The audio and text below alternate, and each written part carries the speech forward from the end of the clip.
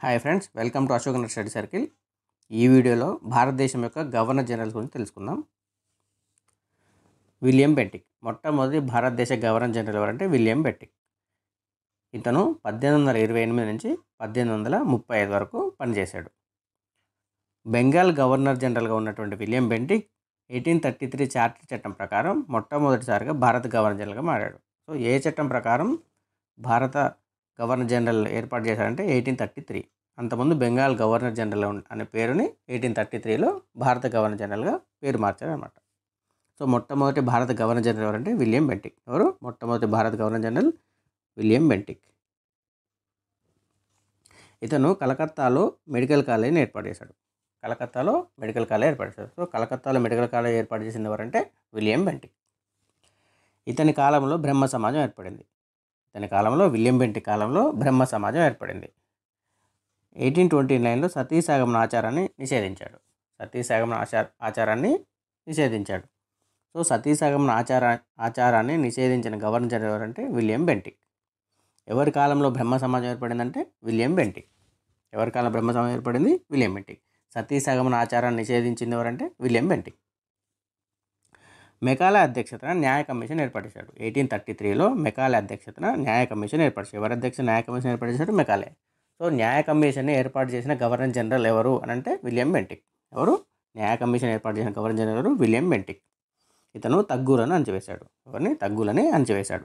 ఇందుకోసం విలియం స్లీమన్ అనే వ్యక్తిని, కల్నల్ విలియం స్లీమన్ని ఉపయోగించుకున్నాడు.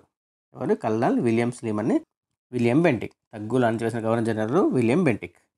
స్త్రీ శిశు హత్య నిషేధ చట్టం తీసుకొచ్చాడు. స్త్రీ శిశు హత్య నిషేధ చట్టం తీసుకొచ్చిన గవర్నర్ జనరల్ ఎవరంటే విలియం బెంటిక్.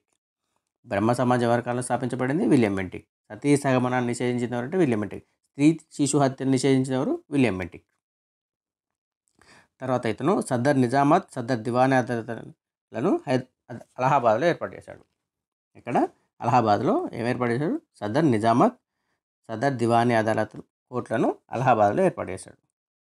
ఇక్కడ అలహాబాద్లో.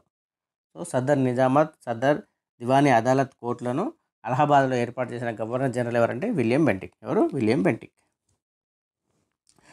మెకాలే యొక్క నివేదిక ప్రకారం విలియం బెంటిక్ కాలంలో న్యాయస్థానంలో పర్షియా భాష స్థానంలో ఇంగ్లీష్ అధికారిక భాషగా గుర్తించబడింది.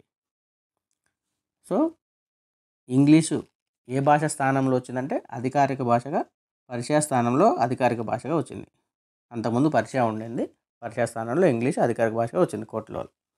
ఎవరి సూచన మేరకు అంటే మెకాలే కమిటీ సూచన మేరకు పర్షియా స్థానంలో ఇంగ్లీషు అధికారిక భాషగా వచ్చింది. సో అప్పుడు గవర్నర్ జనరల్ అంటే విలియం బెంటిక్. ఎవరి కాలంలో ఇంగ్లీష్ అధికారిక భాషగా వచ్చిందంటే విలియం బెంటిక్. ఆంగ్ల విద్యా విధానాన్ని ప్రవేశపెట్టింది ఎవరంటే విలియం బెంటిక్. ఆంగ్ల విద్యా విధానాన్ని ప్రవేశపెట్టిన గవర్నర్ జనరల్ ఎవరంటే విలియం బెంటిక్. ఇతను ఆగ్రా ప్రావిన్స్ని ఏర్పాటు చేశాడు. వెండి రూపాయిని ప్రవేశపెట్టాడు. ఏం చేశాడు? ఆగ్రా ప్రావిన్స్ ఏర్పాటు చేశాడు, వెండి రూపాయిని ప్రవేశపెట్టాడు. సో ఆగ్రా ప్రావిన్స్ని ఏర్పాటు చేసిన గవర్నర్ జనరల్ ఎవరు అంటే విలియం బెంటిక్. ఎవరు? William Bentinck. వెండి రూపాయిని ప్రవేశపెట్టిన governor general William Bentinck. Main William Bentinck important points అంటే విలియం బెంటిక్లో ఇంగ్లీష్ అధికారిక భాష, ఆంగ్ల విద్యా విధానం. సతీ సహగమన నిషేధ చట్టం, ఆగ్రా ప్రావిన్స్, వెండి రూపాయి బిల్ల, తగ్గులను అణచివేశాడు.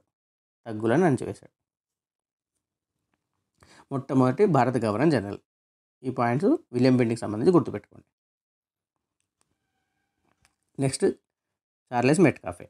ఇతను 1835 నుంచి 1806 వరకు ఉన్నాడు.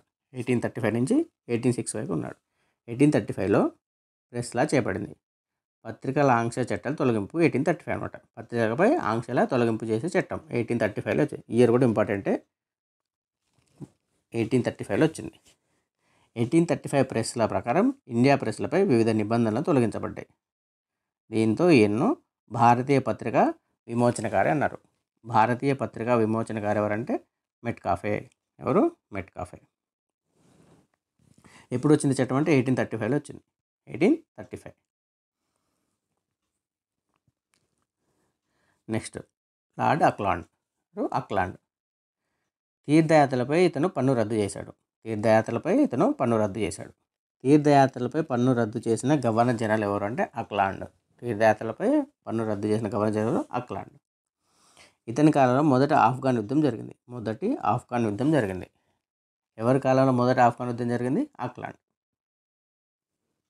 ఎవరి కాలంలో జరిగింది? అక్లాండ్. ఈ యుద్ధ వైఫల్యం వల్ల ఇతను పదవి కోల్పోయాడు. Next lord Ellenborough. ఇతను 1842 నుంచి 44 వరకు ఉన్నాడు. 1842 నుంచి 44 వరకు ఉన్నాడు. సింధు ప్రాంతాన్ని ఆక్రమించాడు. సింధు ప్రాంతాన్ని ఆక్రమించిన గవర్నర్ జనరల్ ఎవరంటే ఎలెన్బరో. సింధు ప్రాంతాన్ని ఆక్రమించిన గవర్నర్ జనరల్ ఎవరు? ఎలెన్బరో. సో సింధు రాష్ట్ర మొదటి గవర్నర్ ఎవరు? Charles Napier. బానిసత్వ నిర్మూలన చట్టం 1843లో చేయబడింది. సో బానిసత్వ నిర్మూలన చట్టం చేసినప్పుడు గవర్నర్ జనరల్ ఎవరంటే ఎలెన్బరో. బానిసత్వ నిర్మూలన చట్టం 1843లో చేయబడింది. చేసినప్పుడు గవర్నర్ జనరల్ అంటే ఎలెన్బరో. ఇతను సింధు ప్రాంతాన్ని ఆక్రమించాడు, బానిసత్వ నిర్మూలన చట్టం చేయబడింది. ఎలెన్బరోకి సంబంధించి 2 ముఖ్యమైన పాయింట్లు. ఒకటి, సింధు ప్రాంతాన్ని ఆక్రమించాడు, బానిసత్వ నిర్మూలన చట్టం చేయబడింది. Next lord Hardinge. ఇతను 1844 నుంచి 1848 వరకు ఉన్నాడు. 1844 నుంచి 1848. ఛోటా నాగ్పూర్, ఒరిస్సా ప్రాంతాల్లో ఖోండులు అనే తెగలు నరబలి పాటించేవారు. ఏ ప్రాంతాల్లో? ఛోటా నాగ్పూర్, ఒరిస్సా ప్రాంతాల్లో ఖోండు తెగ నరబలిని పాటించేవారు. దానిని నిషేధించాడు. నరబలిని నిషేధించింది ఎవరంటే లార్డ్ హార్డింజ్ లేదా మొదటి హార్డింజ్.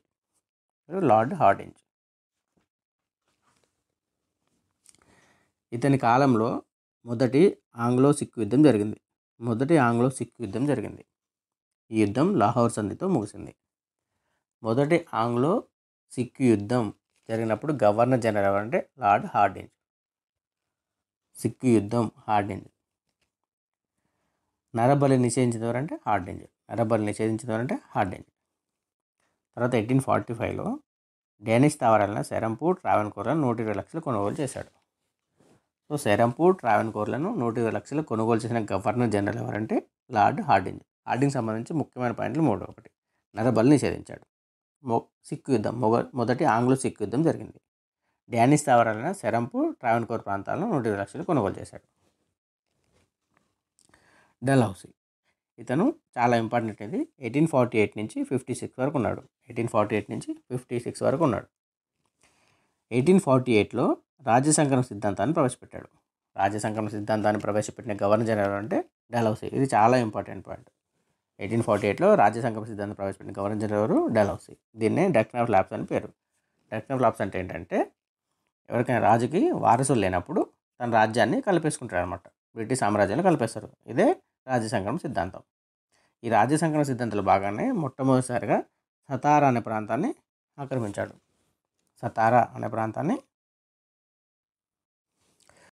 సో 1848లో ఆక్రమించుకున్న మొట్టమొదటి ప్రాంతం ఏదంటే సతారా. తర్వాత 1849లో జైపూర్, సంబల్పూర్. 1850లో భగత్పూర్. 1853లో ఉదయ్పూర్. నెక్స్ట్ ఝాన్సీ. తర్వాత నాగ్పూర్. బ్రిటిష్ సామ్రాజ్యాలు కలిపేశాడు. సో దీనికి చిన్న కోడ్ చెప్తాను. ఎస్జేఎస్ బావూజీ.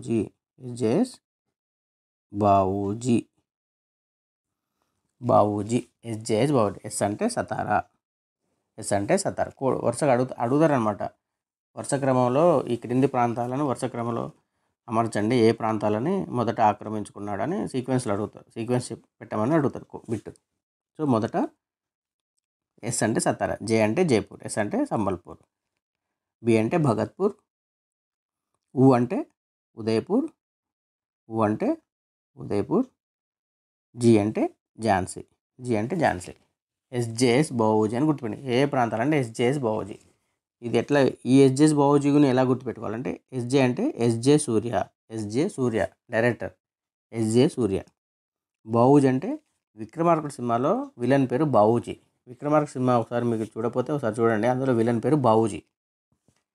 ఎస్జేఎస్ సూర్య అంటే తెలుసు, డైరెక్టర్ తెలుసు కదా మీకు, ఎస్జే సూర్య డైరెక్టర్. ఎస్జేఎస్ బావూజీ కోడ్ పెట్టుకోండి. డల్హౌసీ ఆక్రమించిన ప్రాంతాలు ఎస్జేఎస్ బావూజీ. తర్వాత నాగ్పూర్. ఇతని కాలంలో రెండో ఆంగ్ల సిక్కు యుద్ధం, రెండవ ఆంగ్ల బర్మా యుద్ధం ఈయన కాలంలో జరిగాయి. రెండవ ఆంగ్లో సిక్కు యుద్ధం, ఆంగ్లో బర్మా యుద్ధం ఇతని కాలంలో జరిగాయి. సిక్కులను ఓడించి పంజాబ్ మొత్తాన్ని ఆక్రమించాడు. బర్మా యుద్ధంలో గెలుపొంది దిగువ బర్మాను కలుపుకున్నాడు.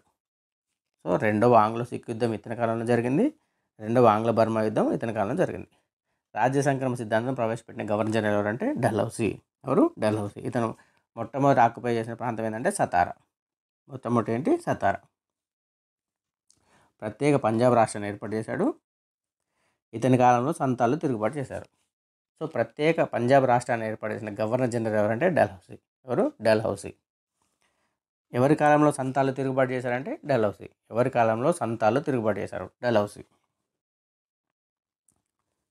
దుష్పరిపాలన నెపంతో బీహార్ను, అయోధ్యను ఆక్రమించాడు.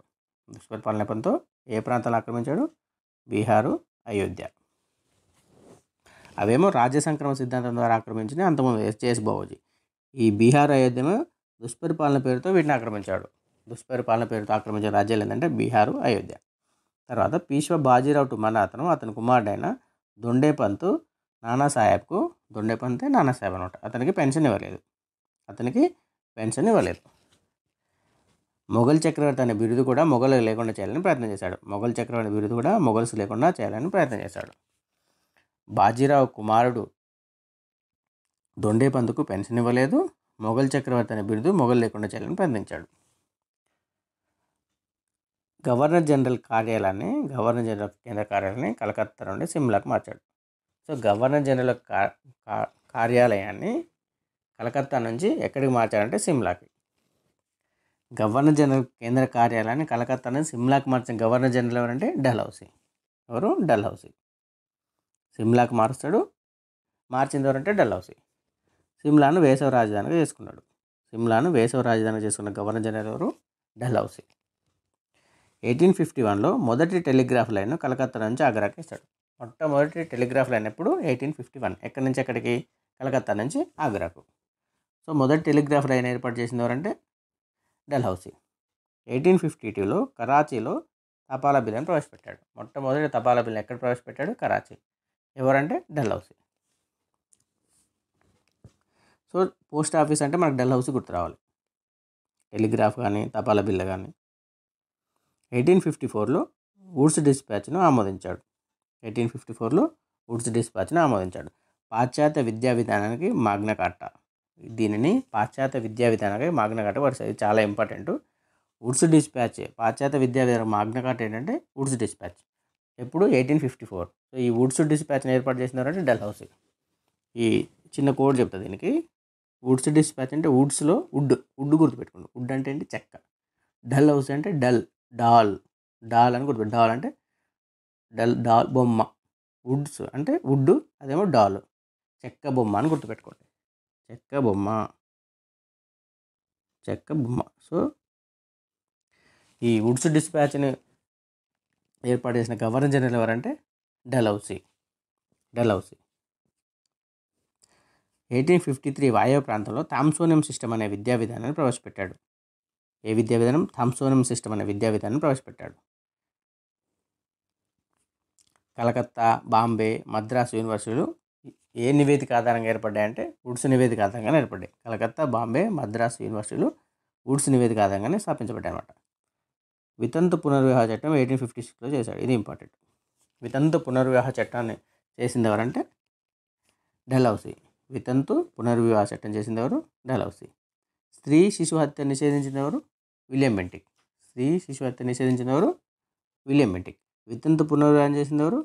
డల్హౌసీ. నరబలి నిషేధించింది ఎవరు? హార్డింజ్.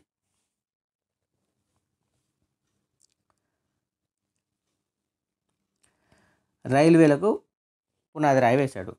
రైల్వేలు ఎవరి కాలంలో స్థాపించబడ్డాయంటే డల్హౌసీ. మొట్టమొదటి రైల్వే బాంబే టు తానే. ఎక్కడి నుంచి ఎక్కడికి? బాంబే టు తానే 1853లో. మొట్టమొదటి రైల్వే బాంబే టు తానే ఎవరి కాలంలో ఏర్పాటు చేయబడిందంటే డల్హౌసీ. ఎలక్ట్రిక్ టెలిగ్రాఫ్ పితామహుడిగా పేరుగాంచాడు.